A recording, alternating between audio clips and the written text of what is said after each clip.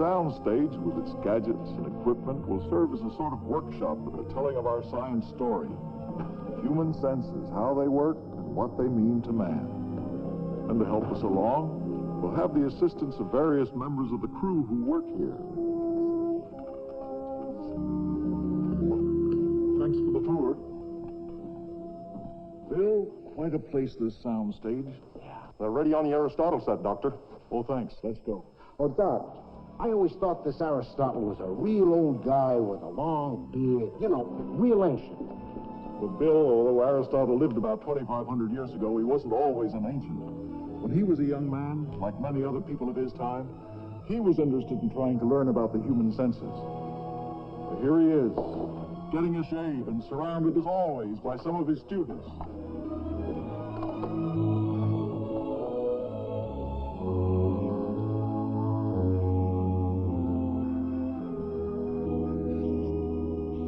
Certainly there is nothing more distressing to the human senses than a dull razor.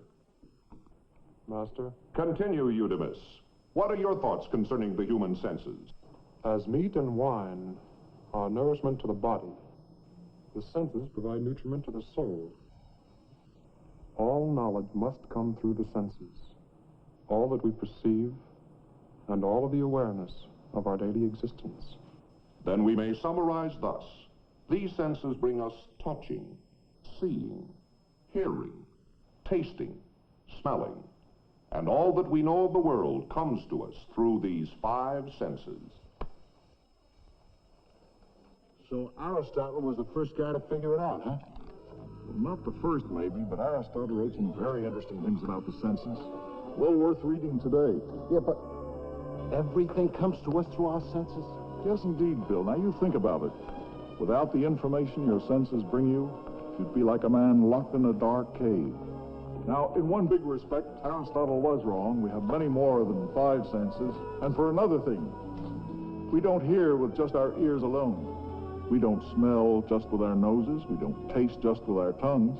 Hey, wait a minute, Doc. After 20 years behind this camera, you're not going to tell me I don't see with my eyes, are you? Oh, in a strict sense, you don't, Hal. Your eyes, like your other sense organs, simply receive impressions from the outside and send them on to the brain. And that gets into my department, Doctor. Good. It's always interesting to see what you animators come up with. Well, trying to draw a character that represents a sense. Pretty tough assignment, huh? You bet. But we have to show how they work. So we finally came up with our old friend Mercury, messenger to the gods. But a kind of a wiry, electrical Mercury. Very quick, responsive. Number 1 supplies us with a big percentage of our information. Reacts to the air vibrations we call sound. One of the 2 chemical senses. Another chemist, taste, specialist, reacts only to salty, sweet, bitter, and sour. Responds to changes in surface or skin conditions. So there they are, the familiar 5. But not like messengers, really. More like dispatchers, dispatching information through the network of the sensory nervous system. Let's see how touch does it. Okay.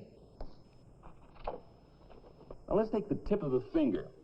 That's where the sensory endings of touch are most plentiful. When the skin touches something, our friend here dispatches a sort of signal to headquarters.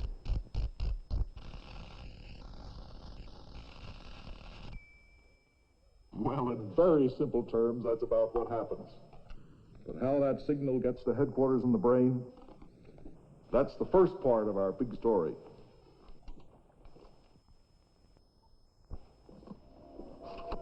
Within our bodies is a marvelous network of nerves. Nerves that carry the signals and carry them to the brain. Carry the signals? But how, Doc? By electricity.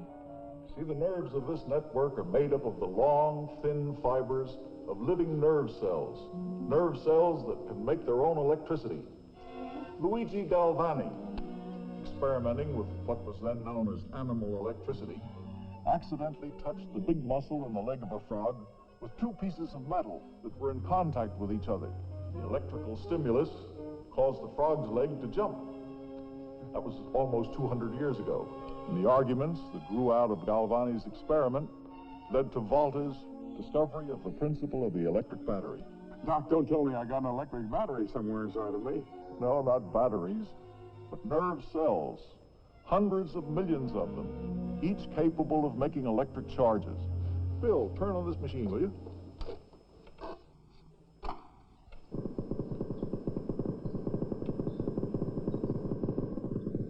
This is an actual recording of the electrical impulses going from a living eye to a living brain. H.K. Hartline of the Rockefeller Institute for Medical Research, who made this recording, is studying patterns of impulses in the optic nerve fibers and how these patterns serve as information for the brain. These impulses race through our sensory system whenever sense receptors trigger electrical discharges into the nerve fibers.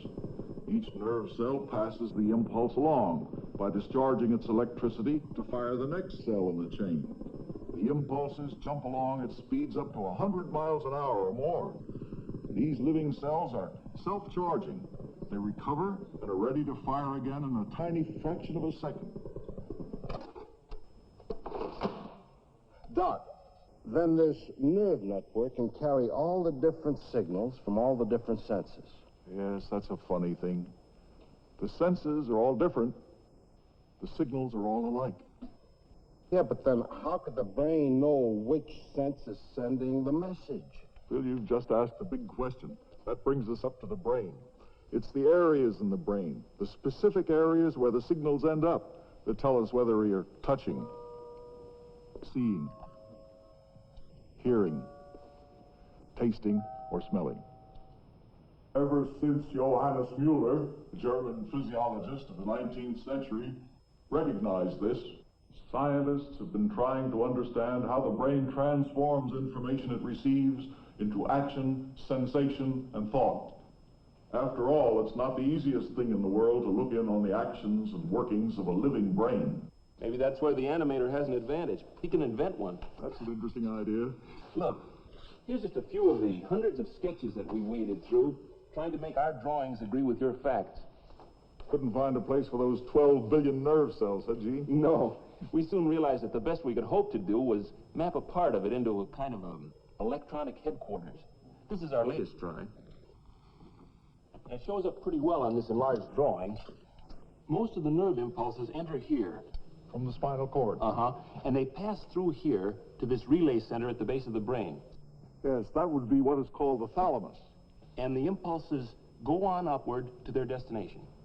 Yes, their destination in the gray outer layer of the brain called the cortex. We've drawn electronic tubes to indicate the areas where the messages come in. Oh, here's a better view.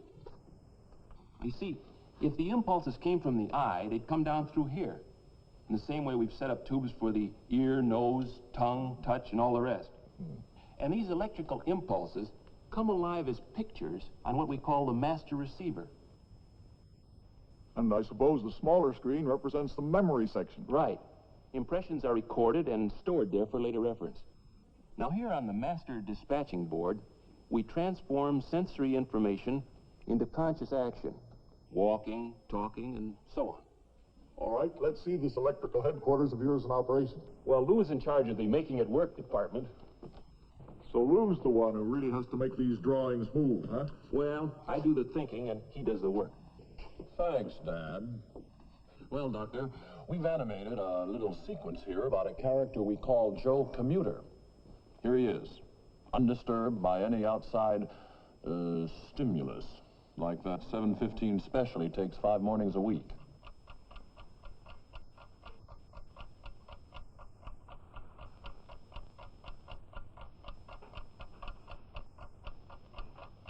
Who's the little man? He's new around here, isn't he? Well, he represents the thinking part of Joe's brain. He checks things against memory and past experience and decides Joe's actions on the probabilities of the future.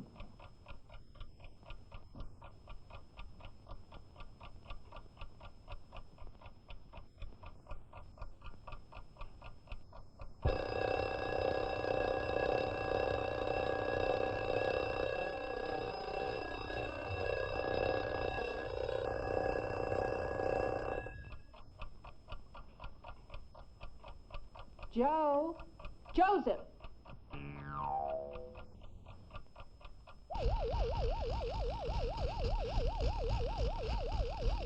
Next on the agenda, breakfast.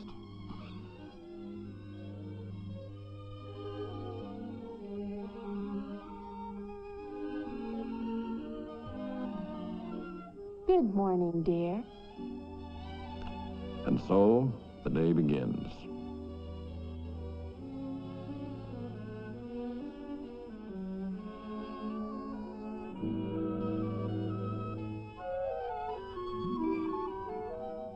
What a beautiful day. It's nice to live in the country. I think I'll walk to the station. Well, what do you know? Wild strawberries. They used to taste wonderful when I was a kid. Hold it right there. Now let's back up and break that action down into slow motion and see what happened. The first thing Joe has to decide is whether these really are strawberries. Now that's where the eye comes in.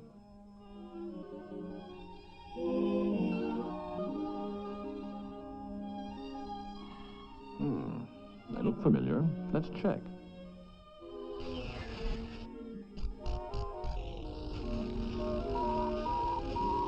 Strawberry, huh? Of course.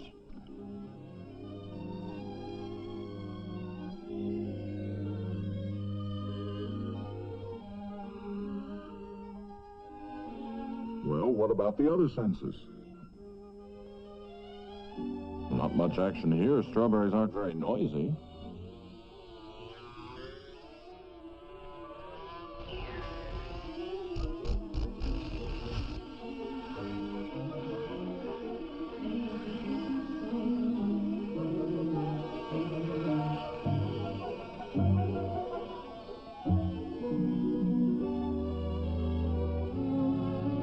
Meanwhile, touch is checking up on everything coming in contact with the skin.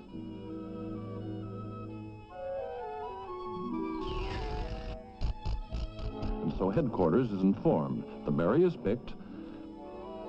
Wait a minute. How about checking with the lab? Sense of smell.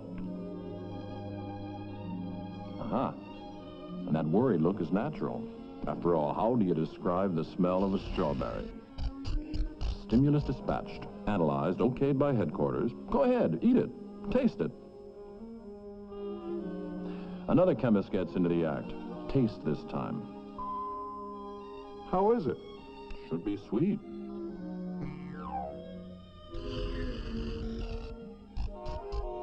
Sour? Sour.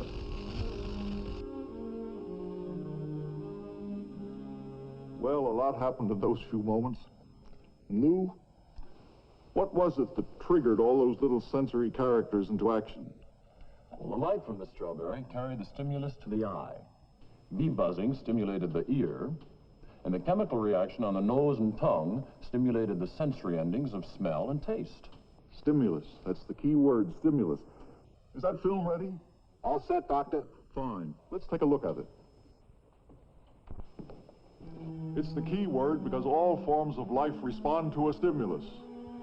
It's one of the things that all living creatures have in common. Turn it on, Bill. Just as human beings with their complicated sense organs and nervous systems respond to the stimulus of touch, so do the simplest one-celled animals which can be seen only with a microscope. This is an amoeba. These various single-celled animals have, of course, no specialized sensory cells or nervous systems, but they lead a busy life in their microscopic world. The first important groups of multi-celled animals have a simple nerve network connecting individual sensory cells and are particularly sensitive to touch.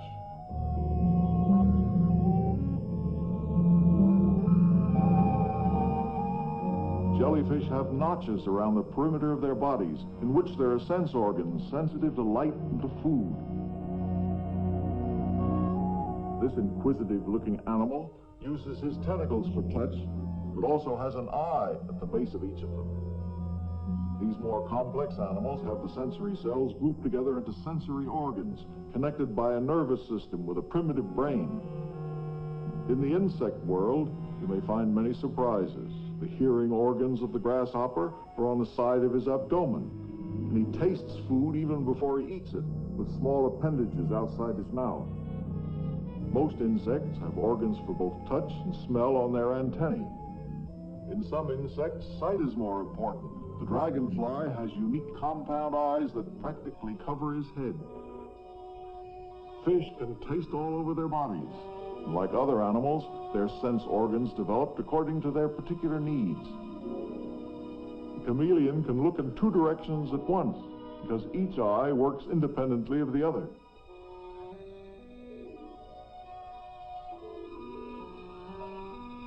The alligator has an extra eyelid to protect his eyes when he opens them underwater.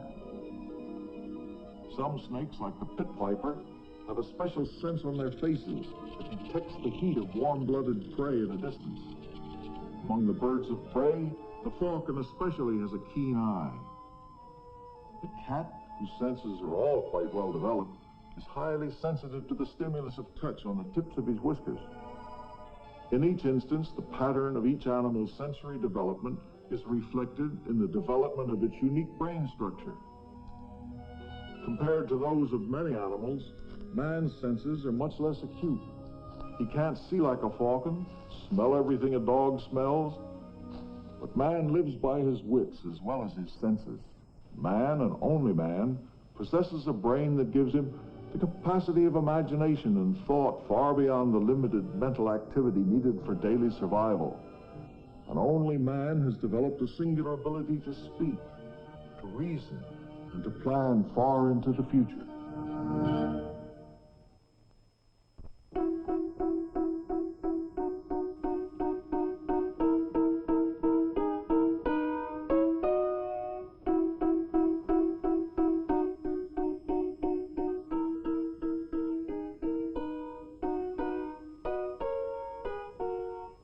George, I know that this is your office, but what exactly happens here? My job is to control the strength of the electrical currents coming from the microphones and bring them into balance on this console. It's called mixing. And then it's recorded on film. Not anymore. Magnetic tape. Now, in other words, these sounds are first converted into electrical impulses, and then they're balanced and amplified in this console, and then recorded. That's correct. That's a lot like the ear works. Vibrations, electricity, sound. So it is. But George's ear is a much more complicated instrument than the equipment he operates. How does the inside of the human hearing apparatus look to an animator, Gene? Well, I'll tell you, Doctor. Let's find out by following the sound of chopsticks right into George's ear. The outer ear is shaped somewhat like a funnel ending at the eardrum. The surface of the eardrum is pushed back and forth by the vibrations of the sound waves. The movement of the eardrum sets the ossicles in action, three little bones commonly known as the hammer, anvil, and stirrup. This film shows the human eardrum, which is only about 1/4 of an inch across. These are the ossicles at work within the human ear. The tiny stirrup works with a rocking motion, creating pressure on the fluid of the inner ear, the cochlea. Driving back and forth, this little lever mechanism increases the pressure about 10 times. And now we discover what really happens to chopsticks. Here's a simplified view of the cochlea. It's lined with the thin basilar membrane, which contains 24,000 hair-like cells. In this illustration, they somewhat resemble the keyboard of a piano. The sound waves, now transformed into fluid pressure waves, disturb the hair-like cells along the basilar keyboard according to the pitch of the notes. Each pitch vibrates a particular group of tiny hair cells, triggering electrical impulses that proceed along the auditory nerve and form a brain pattern which to us means music.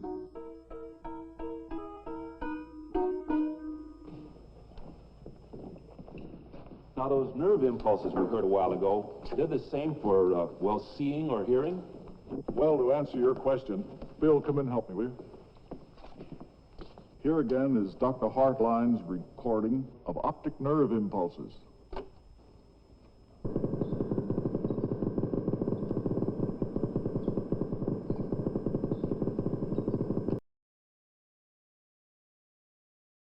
Dr. Lloyd Beidler, Florida State University, has made these recordings of impulses originating in the taste buds.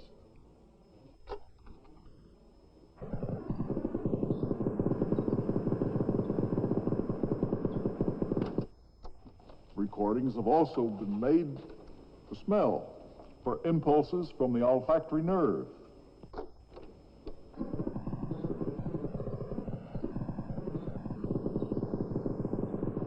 They're all the same. Yes, the impulses for all the senses are the same. There's another interesting thing a little further on this road here. As the stimulus from outside increases, the number of impulses goes up accordingly. These things were first demonstrated in the 1920s by E.D. Adrian of the University of Cambridge. It's the same with all of our senses. Taste, for instance. This time, the chemicals of food or drink excite the hair-like cells of the taste buds, which line the crevices of our tongues. The remarkable thing is that taste is not just one sense, it's actually four: sweet, salt, sour, and bitter. Seems to me I taste more different ways than just four. That's because when you're tasting things, you're also smelling things. The range of smell seems to be boundless. There seem to be about as many different smells as there are things to smell. And of course, taste plus smell equals flavor. Gene, come on, we have to go over the West tricks. Sure. You know, a fellow told me that if you hold your nose, you can't tell whether you've got a little piece of apple or onion on your tongue. Yeah? How about that? That's right. When we taste something, the chances are we also smell it. Hey, Doc, this pop tastes cold. Am I smelling that? Oh, yes, that's another thing. In our mouths, we have temperature senses, which react to ice cream, hot coffee, hot and cold things. Certainly, we find that the sense of smell is most useful to man. Perhaps primitive man, like the animals, made much greater use of it. For most animals, smell is still the most trustworthy sense. Turn on the machine, will you? The delicate fawn uses his sensitive nose as well as his ears to warn of approaching danger. Many stories are told about the moth's extraordinary sense of smell, with the receptors located on its most remarkable antennae. Ants, too, have receptors for smell on their antennae. Now we know about the rabbit, big ears always cocked, and a busy nose always alert. And speaking of a busy nose,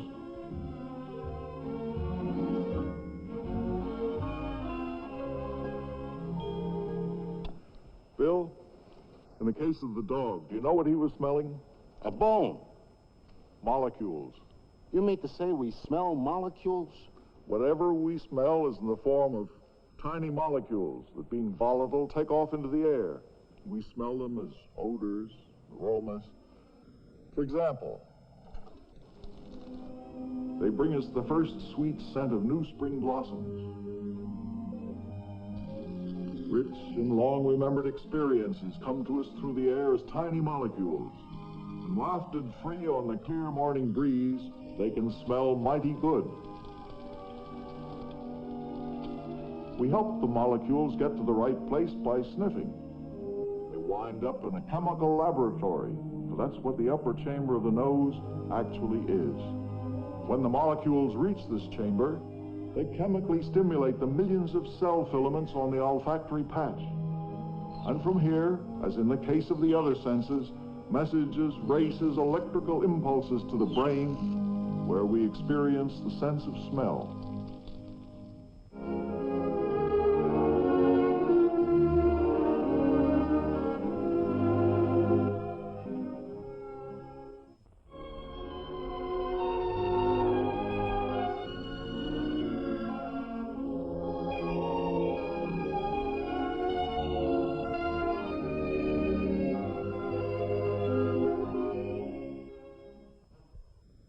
Doc, before you get to the science of how we see, I'd like to introduce you to the big eye.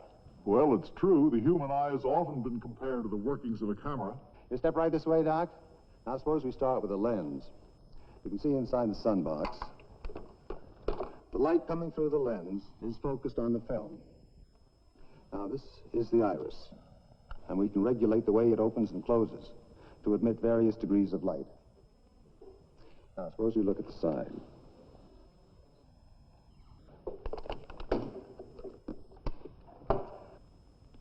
Now the film moves down here.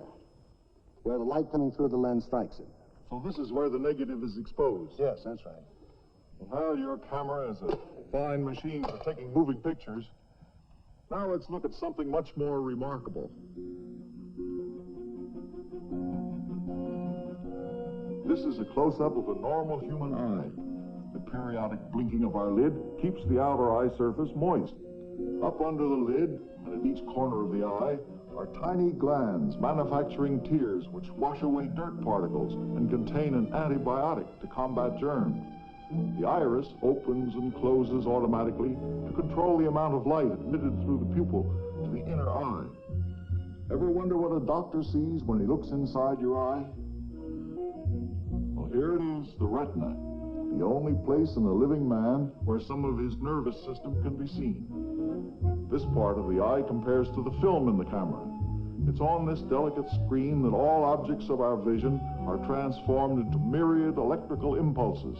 This is the blind spot, where the nerve fibers of the retina come together to form the optic nerve, which bundles them out to the brain. There are no light receptors at this point, so it is, literally, a blind spot. Now in this diagrammatic side view, light reflected from an object strikes the transparent surface of the eye, the cornea. The iris opens or closes to the correct aperture. The light passes through the lens, which brings it into focus on the retina.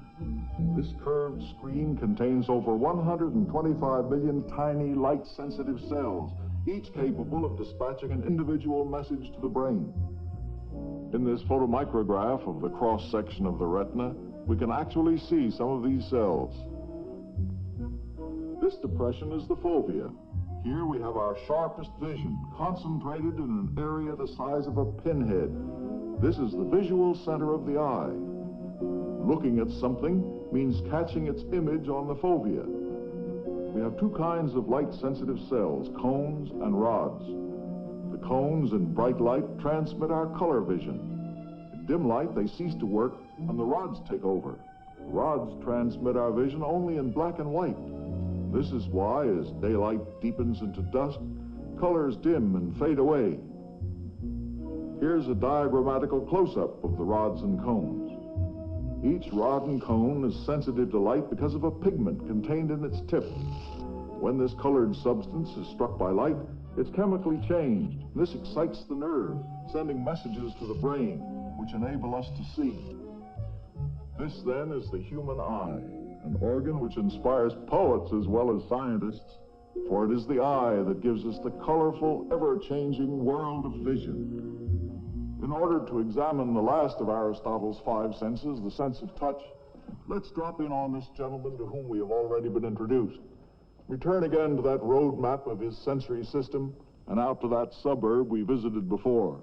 And it's a well-populated place, because in one tiny area we find not only the sense of touch, but at least four other senses.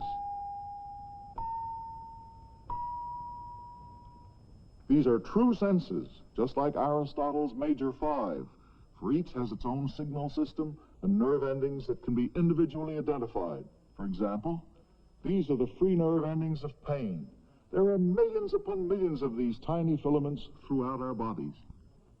Well, Gene, why don't you try one of your real-life dramas to show how this team of senses operates? Okay. Let's take the situation of a lady testing a hot iron. Bill here has consented to act the exacting role of housewife.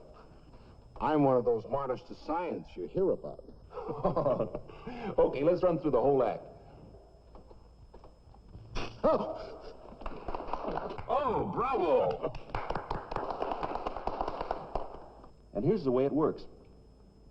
Now, in slow motion, when the tip of the finger touches that hot surface, a number of things happen and happen fast. Hundreds of pain endings charge into action. Touch sends out information on surface conditions. Heat and cold report the temperature changes on the skin. Pressure reacts to the sensation of finger against iron. So these sensory messages race up the finger and the arm and reach the spinal cord, where there's something like, an automatic switchboard, where pain triggers an immediate reflex action as well as continuing to the brain. Now, the reflex signal races back and activates the muscles of the arm, and the finger is jerked away from the iron.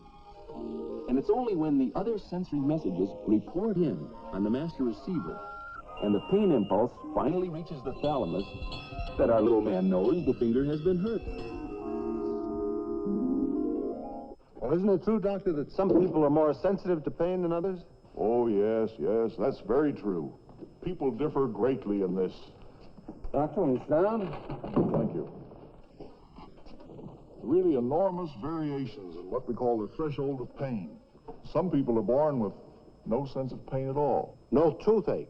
That bad? It was really very serious. To touch a hot iron, cut yourself badly, and feel no pain. Imagine a child who would have to be watched every second because he would never know when he'd hurt himself. What about the other senses, Doc? Sense of humor, sense of balance, common sense, horse sense? Well, these are everyday expressions, commonplaces, figures of speech, except the sense of balance, and that's a very real sense. Without the sense of balance, you couldn't stand up. Certainly you couldn't walk. And behind this sense of balance is a most interesting mechanism. Deep within the inner ear, we have the semicircular canals, which are filled with liquid. Associated with the lining of these curved channels are minute hair cells. Now, it's generally believed that when we move our heads, the liquid disturbs these hair cells, which send signals to the brain. We also have sense receptors in our muscles and tendons that tell the brain of any change in muscle tension. When Bill stands on one foot, he can feel this automatic interplay of the different muscles of his leg. And of course, his eyes tell him what he does. Coordinating all of this information from ears, muzzles, and eyes at assembly points, the nervous system sends back reflex motor impulses to the right muscles, telling them to tighten or relax to keep the body in balance. This automatic feedback between the incoming signals and the outgoing compensating actions is what enables a cat to land on its feet, or an acrobat to spin through the air to a precise landing. Now in slow motion, we can see what happens when a cat is dropped from an upside-down position. His eyes and the equilibrium organs in his ears cause him to right his head. This puts an uneven tension on the neck muscles, and their tension receptors excite reflexes, which bring the body back into alignment with the head. Like the falling cat, we too are constantly getting sensory reports which themselves induce the next motion. This series of reflexes, involving what is known as feedback, results in controlled and accurate motion. Hey, Doc, what do they got to say about tickling? Well, seriously, some physiologists say that tickling should be considered a real sense. I'd like to see you make a character out of that one. You know, the more we talk about the senses, the more characters we seem to be getting. It's getting to be like a regular three-ring, Circus? Yeah. Ta-da!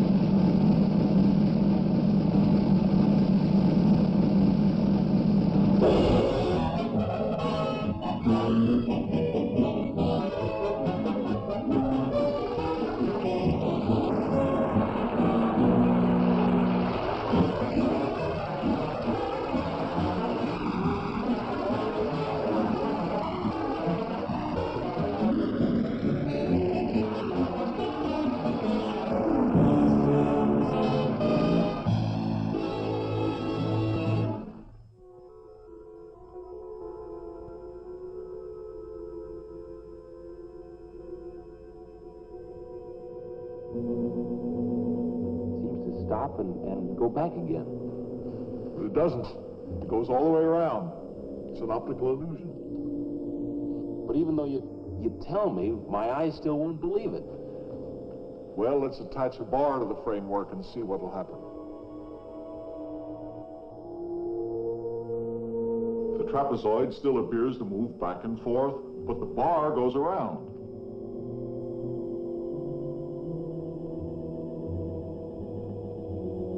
Now I'm really mixed up. Well, let's move up to an overhead view and see what happens.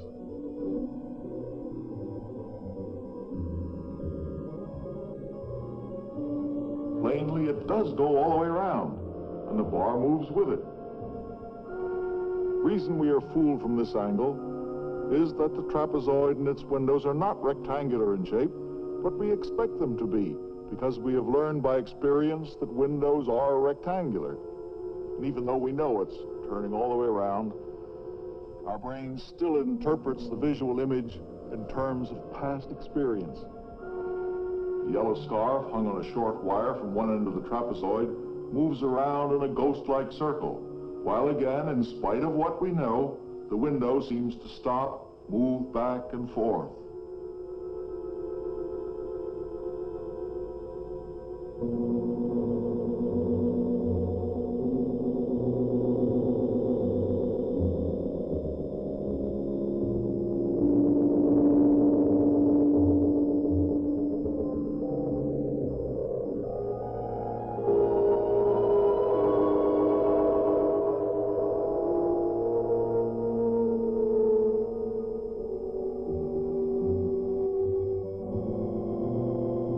I'll never trust another trapezoid.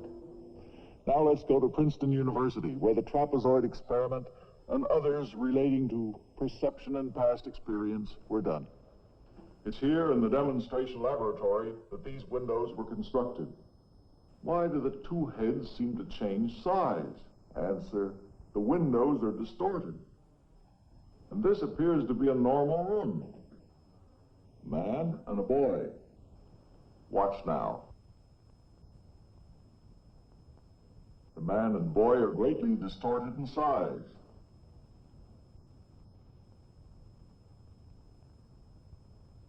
The answer is obvious if we look at the room from another angle, where we see that the room is distorted and the people are normal. Professor Hadley Cantrell, Princeton psychologist, can tell us the significance of what we have seen. The demonstrations you have just seen were devised by the scientist Albert Ames. While they are amusing illusions, they are much more than that, for they demonstrate some rather profound psychological principles involved in all of man's experience. They show that our experience is much more than a simple reaction to something outside, and that we have to learn through our own past behavior the significance of the impressions our sense organs bring to us. And again, this leads us to understand that the world we know is created in large measure from our past sensory experience. An interesting experiment that shows how the brain reacts to sensory stimulation can be shown here on the oscilloscope. And this instrument can be used to detect the impulses that reach the brain from the sensory organs. Now this brain is resting, and the pattern of response is smooth. But if the eyes are suddenly stimulated by a flashlight, we see a violent variation in the pattern. Now let's observe what happens when a sudden loud noise is heard. So, outside stimulation activates the brain. The screen's ready, Doctor. Thank you. We wonder how human beings would react in situations where there was a near absence of things happening. What happened to him? Well, in a way, nothing. Looks to me like he's been in an accident. No, this is an experiment that took place at McGill University. Students volunteered to participate in this study of human behavior under extreme and prolonged monotony. Their hands and arms were softly covered to muffle a sense of touch. All harsh lights subdued by a mask, comfortable beds, quiet, And yet, it was impossible for most of these students to take it for more than 24 or 48 hours. The psychologist D.O. Hebb and his associates, who conducted these experiments, found that deprived of ordinary, everyday sensory experiences, the subjects began to lose touch with reality. Those who stuck it out began to see things, hear things. Distortions set in, hallucinations. Some began to see dots of light, lines, simple geometric patterns. Then the patterns became distorted. Another described hallucinations of little yellow men with black caps with their mouths open. One said he saw the recurring vision of eyeglasses passing in a procession like an animated movie cartoon. As the time went on, these visions became more disturbing, unreal, often frightful. Deprived of normal sensory bombardment, the brain may cease to function in the usual way. For instance, studies in France and at Harvard University have shown that hallucinations are fairly common among long-distance truck drivers after long, monotonous hours on the road.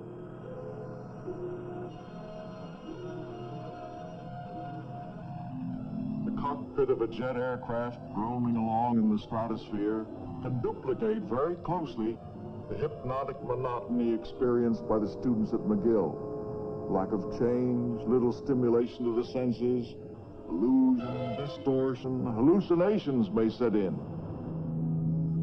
What happens to men in an Antarctic whiteout when they lose all sense of distance and all objects seem to float in midair? What is the strange exhilaration known as rapture of the deep that can cause divers to discard their breathing apparatus? These are problems that scientists in and out of the armed services are studying. This centrifuge machine, for example, helps to determine how the human senses function under abnormal conditions. Moreover, we are living in an age when man is extending his senses into far-reaching realms that he once only imagined, to the sources of meteors and cosmic rays. In England, a radio telescope, like a huge electronic ear, can catch faint radio waves broadcast from the distant galaxies and nebulae of outer space.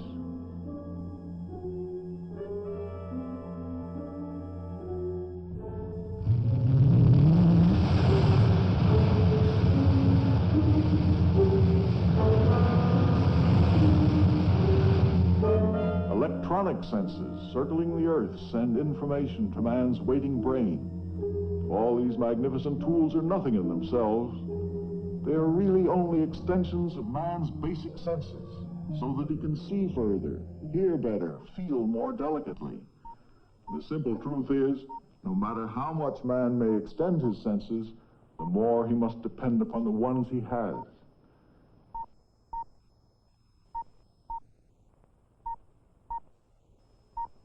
And so, inevitably, we return to our basic theme. We exist through our senses, we are bound to reality through our senses, we learn, we survive, we grow through our senses. In laboratories, hospitals, universities, young men and women, many of them still studying for their degrees, are investigating, exploring, dedicating their minds and imaginations to the adventures of research. Studying the science of our senses, the mechanism of taste and smell, and the brain itself, the center to which the senses report, is being studied in every country of the civilized world. The final wonder is that the experience brought to our brains by the senses is recorded there for the rest of our lives. Dr. Wilder Penfield, director of the Montreal Neurological Institute, will tell us of one of the truly great physiological discoveries of the 20th century. Thank you, Dr. Baxter. During my life as a brain surgeon, it has been necessary to operate on a good many men and women, a good many hundreds, and to expose the brain under local anesthesia with the patient conscious. In those operations, it is a useful, practical procedure to stimulate the cortex electrically. These are not experiments. In that process, we have stumbled quite accidentally on the fact that there is recorded in the nerve cells of the human brain a a complete record of the stream of consciousness. All those things of which a man was aware in any moment of time are recorded there, and all the sights and sounds which he ignored and the thoughts which he ignored are absent from that record. The operations are carried out under local anesthesia so that the patient is conscious and can talk. He does not feel anything when the electrode touches the brain with its gentle electrical current. It is as though the electrode touched a wire recorder or a strip of film, and he relives a period of time. When I talk to them afterwards about how it seemed to them, they say it is much more real than any remembering. It is as though they were re-experiencing it. I believe you are about to hear the actual words of patients in response to this stimulus, which they were quite unaware of while they were in the operating room. You will hear them as I heard them. I have a sudden feeling as though I lived through all this before. Now I see them. They're laughing, my friends. And I'm with them in a house in South Africa. They're my old friends. I hear children's voices. I hear them down along the river. I'm sitting in a railroad station in a small town in Kentucky. It's winter and the wind is blowing outside, and I'm waiting for a train. I see the whole thing. A guy coming through the fence at a baseball game. I was watching these two teams play when this fella came through the fence. I hear a song. I haven't heard it since I was in high school. There it is again.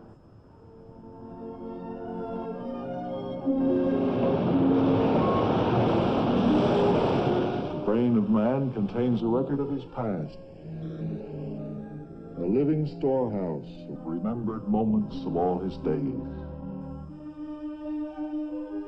What we do, what we feel are registered there. Our multiple sensations, the whole awareness of the wonderful world in which we live.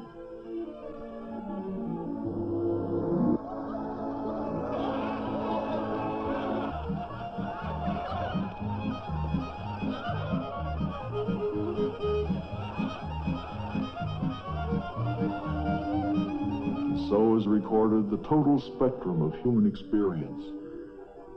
A tapestry woven from the memories of past sensations, ever growing and unique in each of us.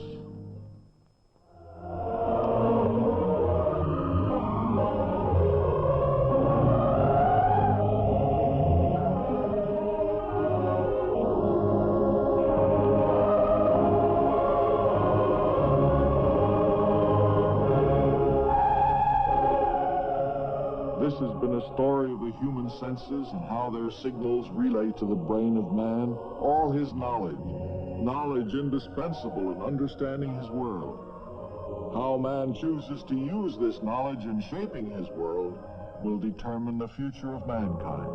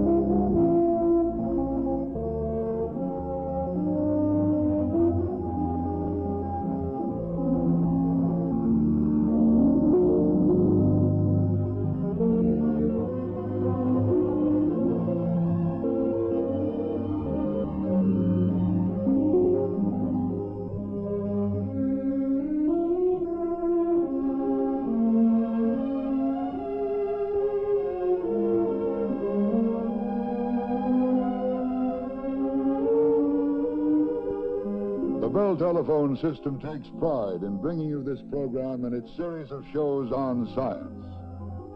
We acknowledge our gratitude to the distinguished Board of Advisors, covering the broad range of modern science. Biology and genetics, medicine, bacteriology and botany, chemistry, geophysics, physics, anthropology, electronics and acoustics, mathematics, engineering. For the program you have just seen, our thanks to the special advisors who have suggested and checked the scientific material. The Bell telephone system is indebted to all these men and to many institutions for the generous support they've given this venture in public education through entertainment.